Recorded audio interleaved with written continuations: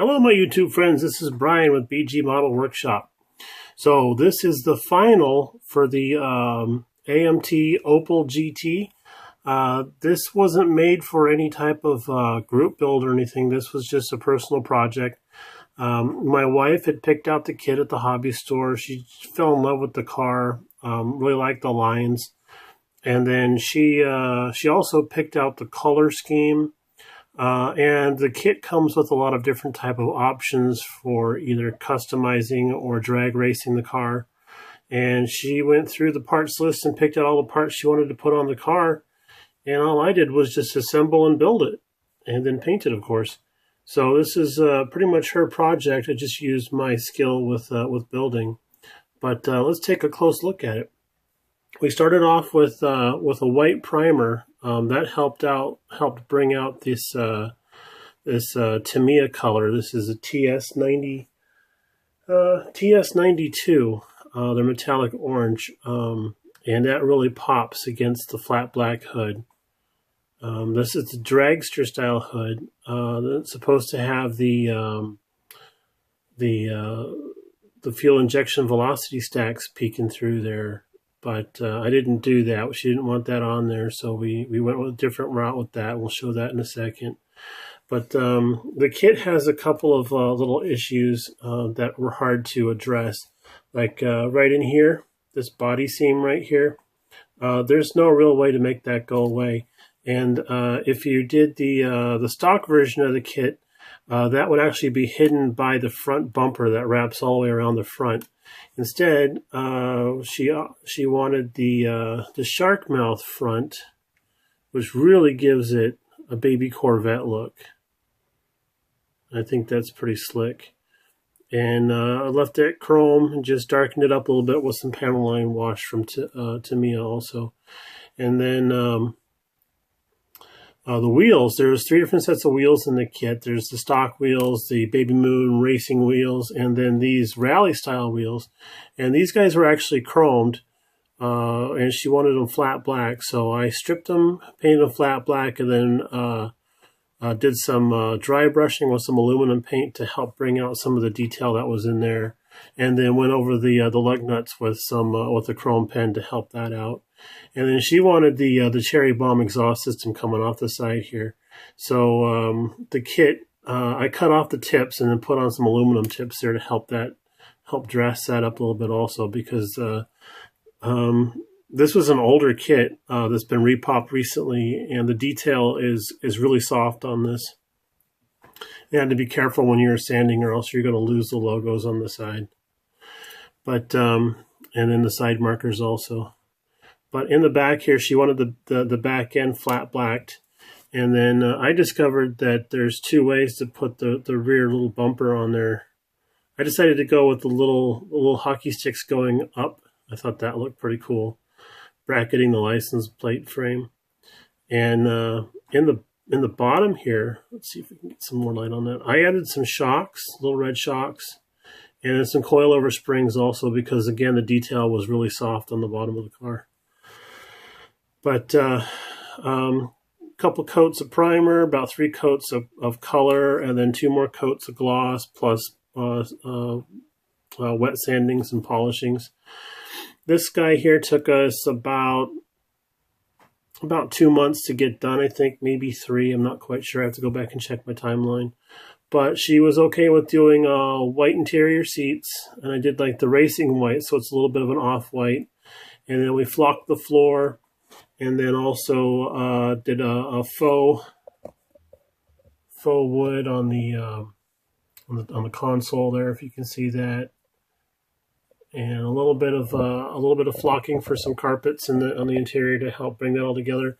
And then this is the first time I've ever done this, but I did the Tamiya smoke color for the windows in the back. And man, that looks awesome. I did 2 quick shots on the inside and 2 quick shots on the outside. And I really dig the look on that. I'm going to have to go back through my model collection and pull out some windows and start just spraying windshields and windows, because that looks so cool. I left the front windshield stock, but what I did do was I went around all of these openings here all the way around and on the back also, and took off the molding and the drip rails. I thought it looked a lot cleaner without all that stuff on there. And it was her idea to do the flat black on the hood. She always liked that idea from the 60s muscle cars and stuff. And speaking of the hood, let's take a look underneath. Slides up a little bit like this, and then falls off. So the kit has the inline-4 option or the V6 Buick engine option. So she wanted the V6 Buick, you know, good girl.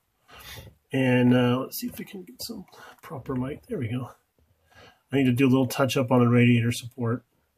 But I added the wiring. That's a custom-made water hose. And added a fuel line, which we can't see from this angle. I'll rotate it to the side. No, still can't really see it. But I decided to do the engine in French blue since the car was going to be this brilliant orange, and I really like how that plays off of each other. The air cleaner is actually a parts box air cleaner that we added on top there, and you can see it through the snorkel on top, and I think that looks pretty cool. But I have a little bit more detail touch-up to do under the hood here. I added in, let's see, where's BG at? These little donuts here. Can you see them? These little donuts up in here and over on this side here. That was actually an open valley. I'm not sure if this was ever a slot car kit, but it looks like it might have had that going on.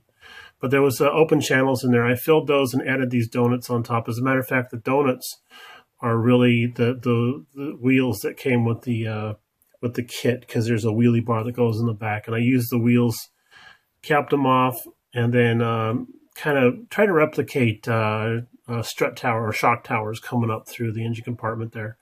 It's not a bad look. It helps dress it up a little bit, but then I did go back through and do everything in a Tamiya flat black to try and bring attention to the engine, because there was nothing to look at underneath the hood there. I don't even have a brake booster or a battery. As a matter of fact, the battery is supposed to go up here ahead of the radiator, according to the drawings that I've been seeing. But there we have it. That's the Opel GT. We were calling it Sweetie's GT because that sounded kind of fun. The only thing that's throwing me off about this kit, let's readjust the light, are the mirrors. They look monstrous, and because the rest of the car is blacked out, the chrome mirrors just look like big giant ears on there. So let's take a look at her bottom. Let's take a look at your underpinnings there, sweetie. So very vibrant. Again, I just did the body color underneath, and then I did do a detail wash to try and bring out some of the floor pan detail. Here's the shocks that I added in. And then, I don't know, let's see if we can get a better shot. There's the coil springs I added in. And just some coils of solder that I slipped in there and super glued in place. And then there is an actual support that's supposed to go right across here, but with the V6 engine, it doesn't fit in there. So I had to snip that out. And then I wanted to do white headers. She was okay with doing that, but then I messed up and I didn't do a very good transition to the steel that I have on the exhaust pipes. So I don't know if I can go back and fix that or not, if it's worth actually going back and fixing it or not. This isn't a show car. This was just a kind of a fun project I did for her.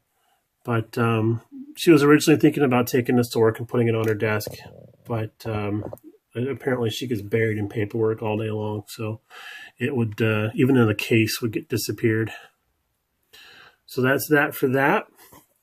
I'd also like to say that I picked up a couple of new subscribers this week, and I say thank you very much to you folks. And I also got shop cards from Heartbeat Model Garage with Rick and Cletus. Thank you very much, you two. And then got some shop cards from Jeff's Model Garage. I've been waiting for these, and I really liked. I've been following his the antics of his ferrets on Facebook, and boy, I tell you, Jeff's one frustrated guy. If it's not his kids stealing stuff, it's the ferrets. And then of course Chino's Rod and Custom. So thank you very much, Norm. Appreciate that. I'm really digging that it's a Del Rio on there, I believe. Really dig that.